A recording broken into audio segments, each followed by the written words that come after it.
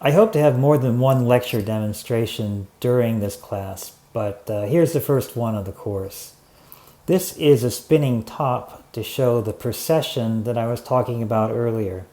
You see how the top is spinning really rapidly, but there's this gyrating motion at a much lower frequency, if you will. The wobbling of the top is the precession. So this is just like an NMR nucleus that is wobbling back and forth under the influence of a magnetic field. Hope this helps. I couldn't hold off anymore. I just had to show you an NMR spectrum so you would know what we were going to be looking at for the next few days. This is an NMR spectrum of two compounds, acetone and TMS.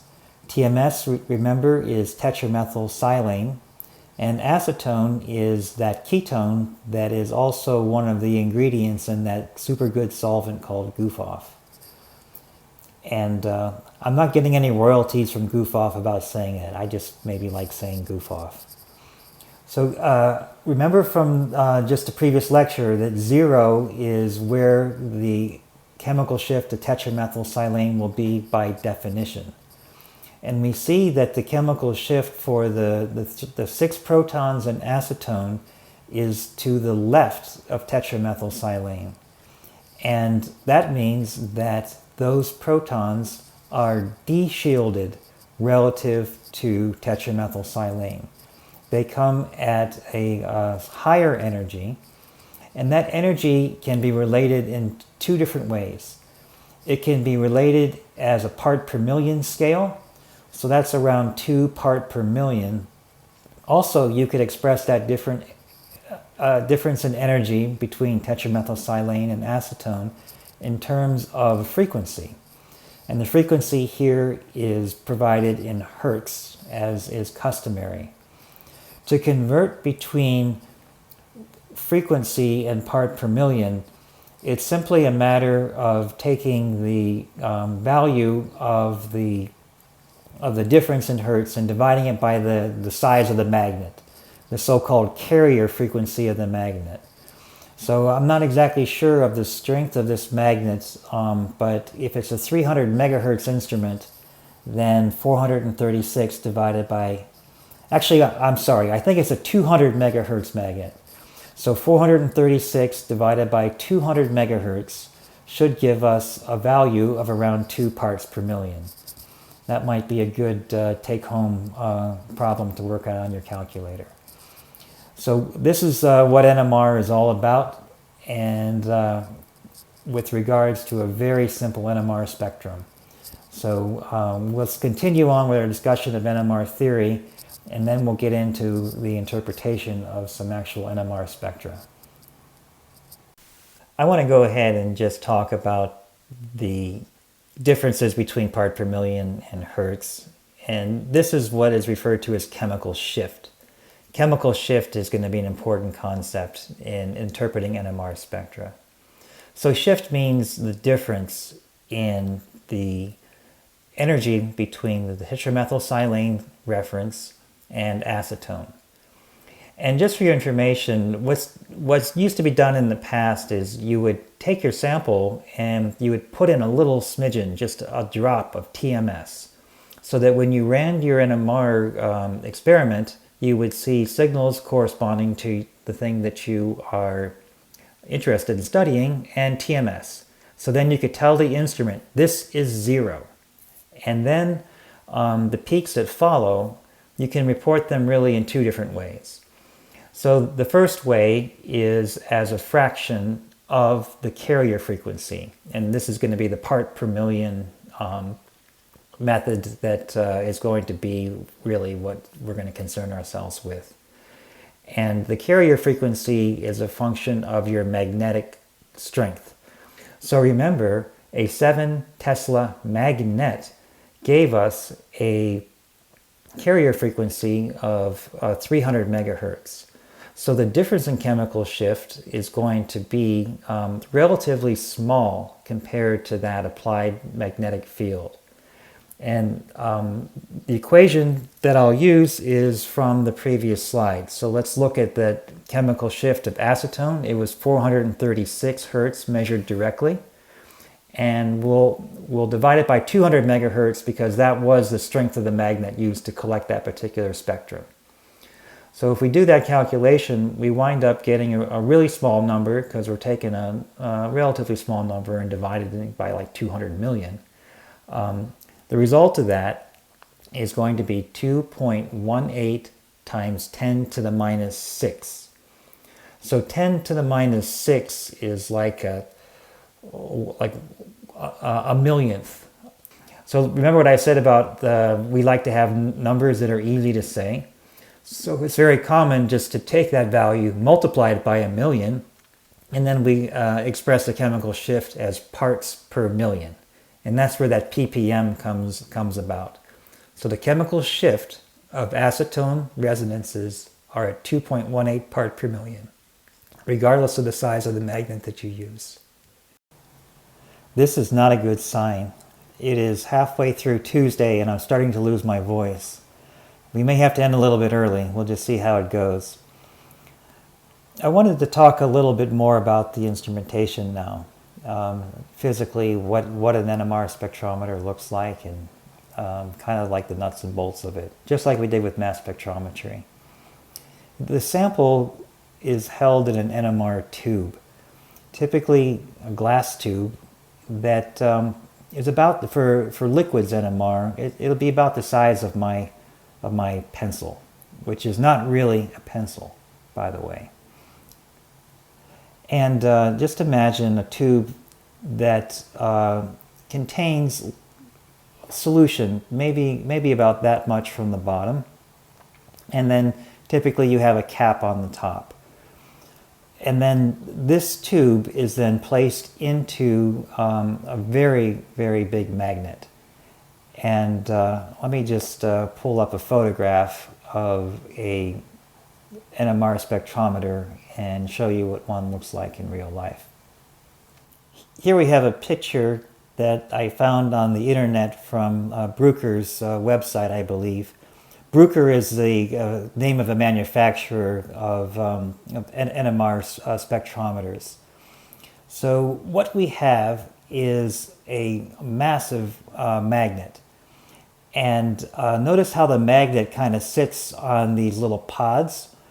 These pods right here are designed to minimize vibrations from, say, people walking around the room and maybe traffic from outside or something like that. You really want a nice stable platform for your NMR. And I believe the ones we have at Purdue are located in the basement. At least some of them are located in the basement of the Brown building, partially for that reason. They can also be pretty big instruments.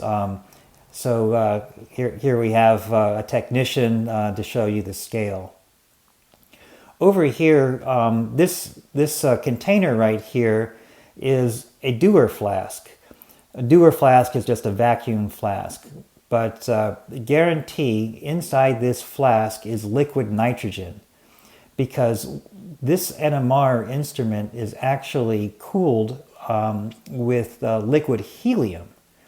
There's both liquid helium and liquid nitrogen to keep this instrument very cold.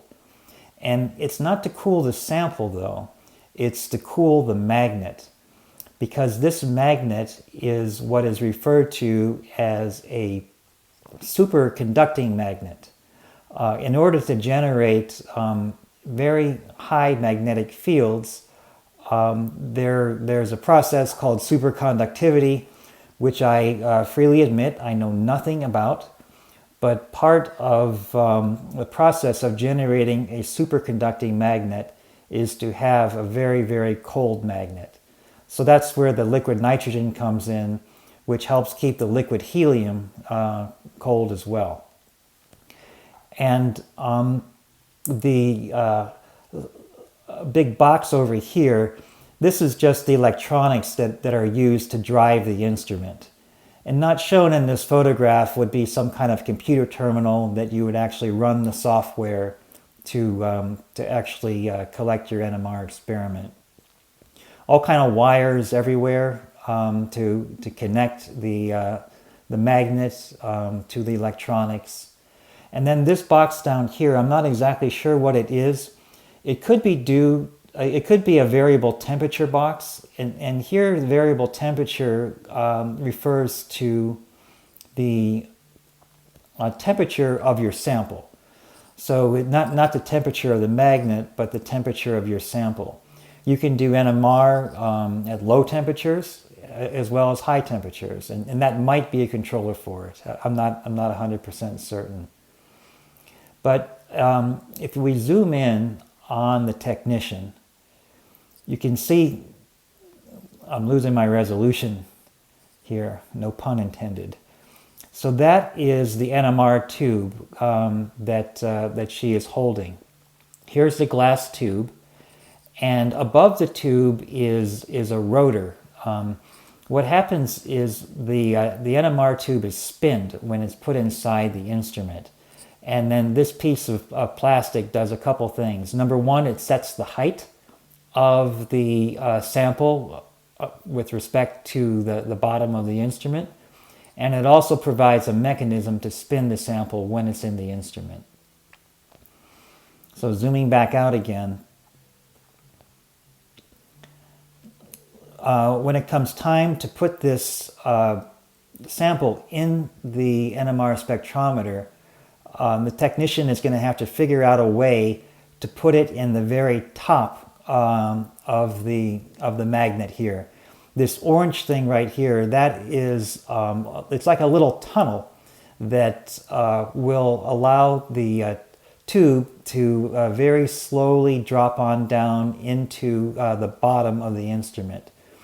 So a key part of the NMR instrument is called the probe. And the probe contains all these it's a very expensive, very sophisticated component of the NMR instrument. But the probe is what is used to generate the signal that is used to flip those protons over into their excited states, as well as all electronics associated with receiving the signal that's generated when those excited states flip back down to their preferred ground state. So when you put the instrument in, you actually shoot a big jet of nitrogen up, and then you can kind of like let your tube float at the top of the instrument, and then you can push a button, and if all goes well, which it almost always does, the tube will gently glide on down into the bottom of the probe. If a tube ever breaks inside the probe of an instrument, that's a really bad deal. And yeah, there'll be a lot of upset people when that happens, but it doesn't happen that often. You can tell there's two things, and maybe I should put this on a quiz. No, I won't. I'll do like a little, too bad we can't do online polling or whatever. There are two things wrong with this picture. What are they? Okay, well, the first thing that's wrong with it, and here's why I know this is totally staged. The technician, she is not wearing safety glasses, and that is any lab that any professional chemist works in will always be wearing safety glasses. So I can tell this is probably someone that was just asked to pose for the photograph for the purposes of the brochure or whatever. And the second thing that's wrong with this instrument is there's clearly no way for the technician to reach up and put the sample into the spectrometer. You need a ladder in order to walk up and to put the tube on the top in order to let it glide down. So if you ever make it to the basement of the Brown building, you may peek through a window and you can kind of see the ladder that's near to the NMR instrument, presuming it's still there. I'm pretty sure it is. Or you can get involved in your own research and be that scientist who puts the NMR tube into the instrument, wearing safety glasses, of course.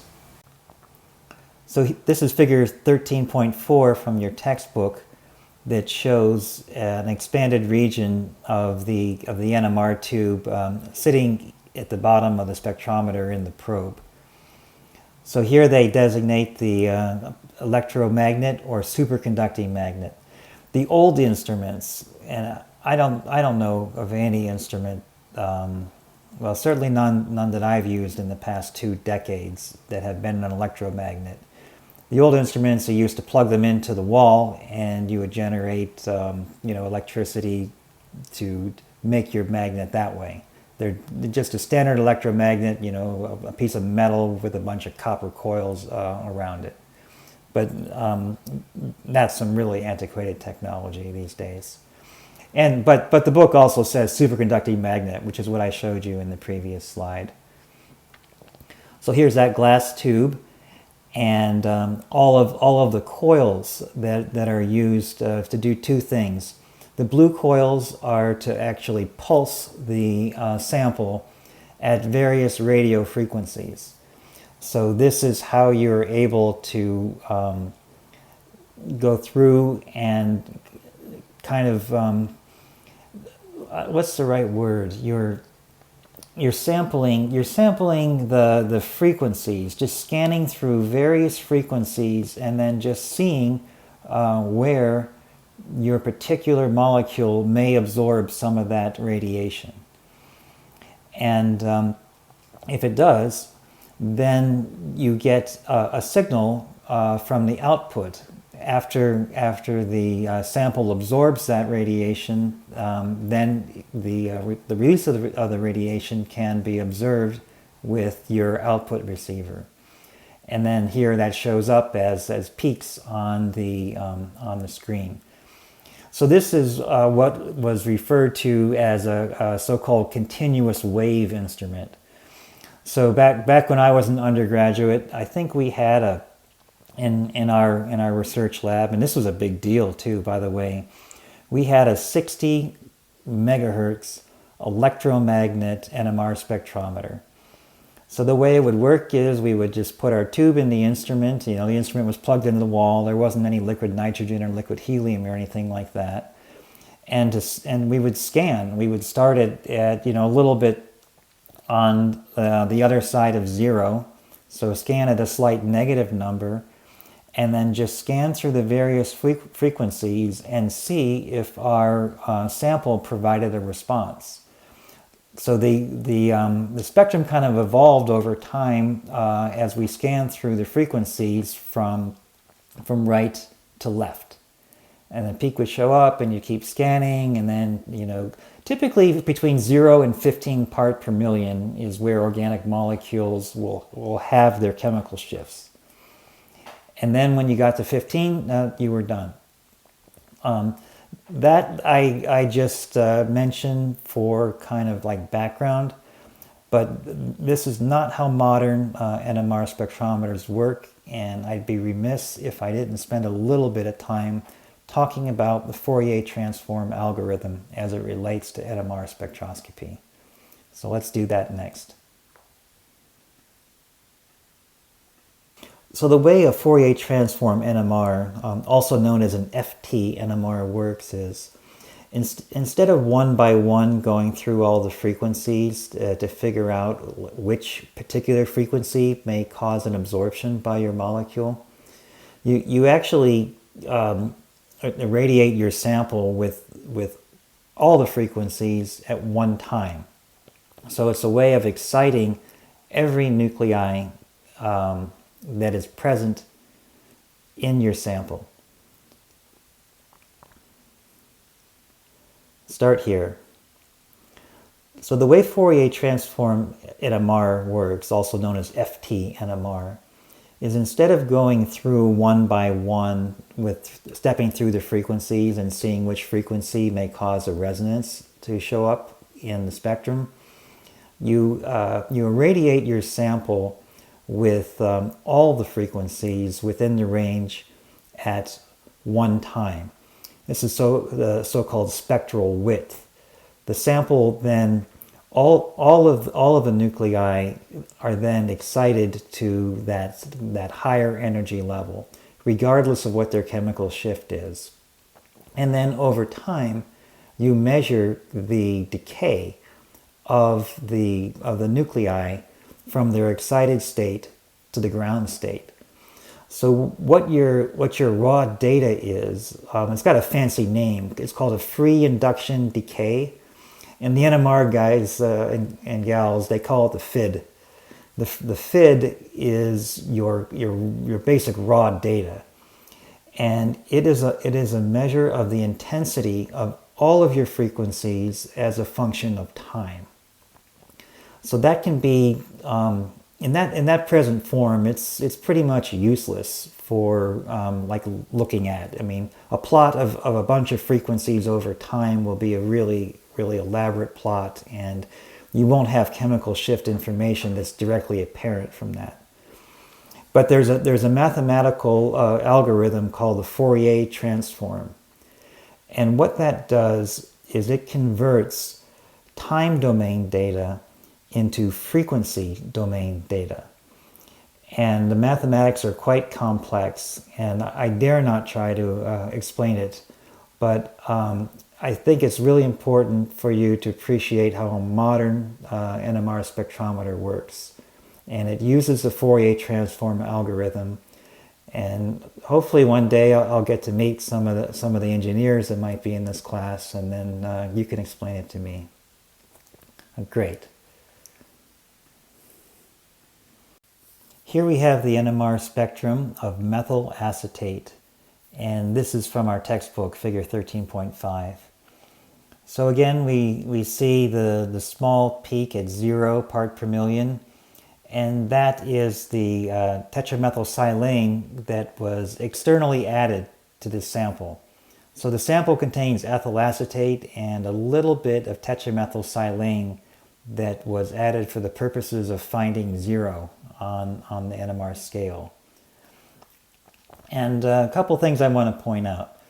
Here's the chemical shift on the x-axis, and chemical shift is measured in part per million, but the unit, or what's the word, the descriptor for chemical shift is the Greek letter delta, change from TMS. So some more Greek for us here. Delta in this case is the value in part per million, and it corresponds to that difference from tetramethylsilane. So for methyl acetate, we actually have two peaks. We have a peak at around 2 part per million, and another peak, I don't know, that's roughly 3.6 or so part per million. And that's representative of methyl acetate because methyl acetate has two different types of protons on it. There is a methyl group that is bonded to the carbonyl group, and there is another methyl group that is bonded to the oxygen. This would be like the ester group of an organic ester. And this, I don't know how to tell you this, but this is so important. I'll just say it. This is very important for you to appreciate.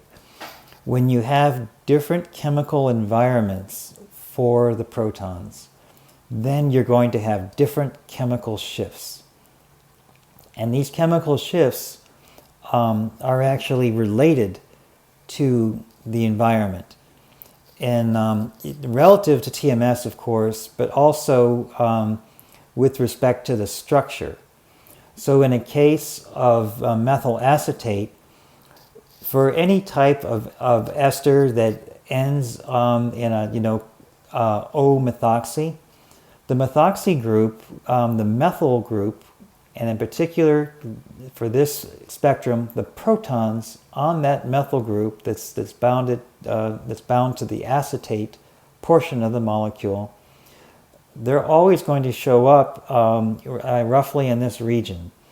So it's a lot like NMR spectroscopy, where you can look at, say carbonyl, and say a carbonyl is going to be located in one spot. But it's a little bit, you will see we get more information than just kind of relating, approximate peak positions back to functional groups. NMR is much more sophisticated than that. So for now, the point about showing you this spectrum is to get you to start thinking about how these peaks show up in the NMR spectrum and why they're different. So there's a difference in the deshielding. I mean, both of these are deshielded with respect to TMS. But one of these is deshielded more so than the other. And that explains why they show up at different energies, different part per million values. So TMS always at 0, and then the peak at 2 part per million is deshielded relative to TMS, and then this other peak that corresponds to another methyl group at around 3.6 part per million is deshielded even more. And for today, I'm not going to get into which is which.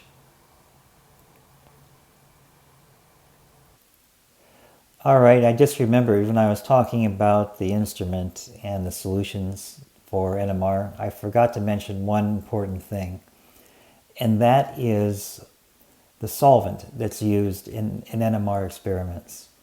And there's a whole variety of solvents that can be used, but it's probably pretty obvious that you shouldn't use a solvent that contains a lot of protons present.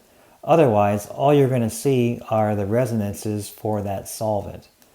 And in fact, early NMR was typically done with solutions of organic compounds that were dissolved in carbon tetrachloride. Carbon tetrachloride is kind of a natural NMR solvent because it has no protons.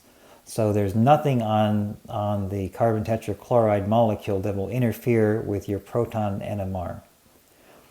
A couple things wrong with carbon tetrachloride. First, it's very toxic. It's probably right up there with benzene, actually.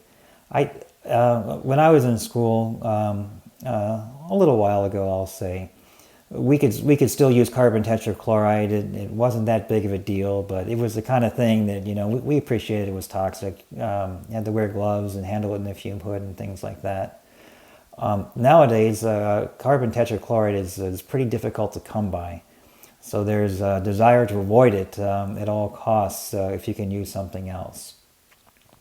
The other thing about modern NMR instruments is that it's advantageous for reasons that I'm not going to be able to spend time on, but it's advantageous to use solvents that contain deuterium.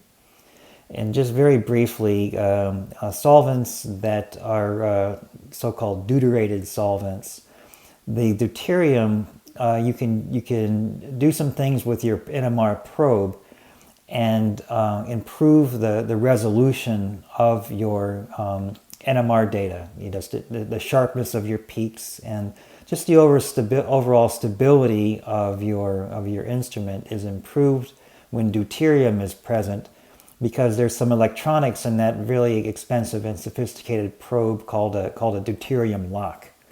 So the lock means that you can kind of hold your NMR tube in a very stable environment. And a very common solvent to use is chloroform D. Deuteriochloroform is what it's called. CdCl3. It's basically the deuterium isotope of chloroform. And that particular solvent will allow you to dissolve a lot of organic compounds, and it avoids the problem with carbon tet, and that's slang for carbon tetrachloride, by the way. And another bonus feature of using deuteriochloroform is that you no longer need to have TMS added to your sample. It's a little bit cumbersome to have to keep adding drops of TMS to your NMR tubes, and Even though you can actually buy a deuteriochloroform that's mixed in with a little bit of TMS, most NMR people prefer not to have TMS present in their sample. So that creates a problem because you don't know how to reference your NMR spectrum. But there's a really convenient solution to that problem, and that is that the deuteriochloroform will always have a residual, let's call it, the hydrogen 1 isotope of chloroform, CHCl3.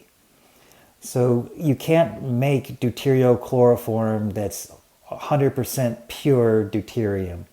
There'll always be trace amounts of the hydrogen, the lighter isotope, CHCl3. And as a result, you'll always have a little peak at around 7.26 part per million. And some people use 7.25 and 7.26, but in my community, we reference our NMR spectra to 7.26 part per million. So if you were to take an NMR spectrum of chloroform and have the TMS present, there would be a peak at 7.26 part per million relative to TMS. So if you have a little bit of undeuteriated chloroform, let's call it, CHCl3 in your NMR solvent, you'll see that small peak. And then that small peak can be used as a reference. You just set that to 7.26, and then all the other peaks will be relative to that. But ultimately, it all relates back to TMS being 0. Well, that's about it for me today. I think my voice is pretty much gone. So I'm going to take a little break, and I'll see you guys tomorrow.